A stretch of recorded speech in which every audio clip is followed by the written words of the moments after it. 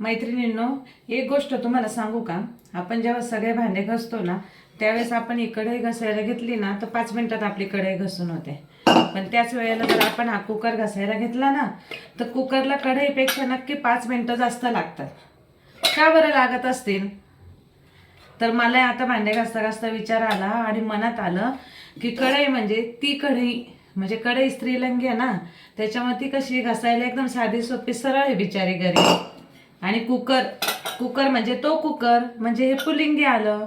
म्हणजे कुकर कसं आहे, नवऱ्याचे कसे सगळे नखरे असतात, चहा मला गोडच नको, फिक्काच नको, आज भाजी आळणीच झाली, खारटच झाली, असे जसे नवऱ्याचे जसे नखरे असतात ना, तसे या कुकरचे पण नखरे असतात.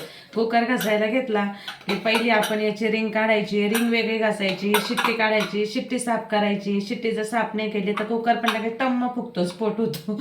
जसा नवऱ्याचा रागाचा होता तसा. बरोबर आहे की नाही?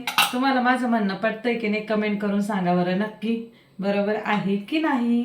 तर चला, बाय बाय.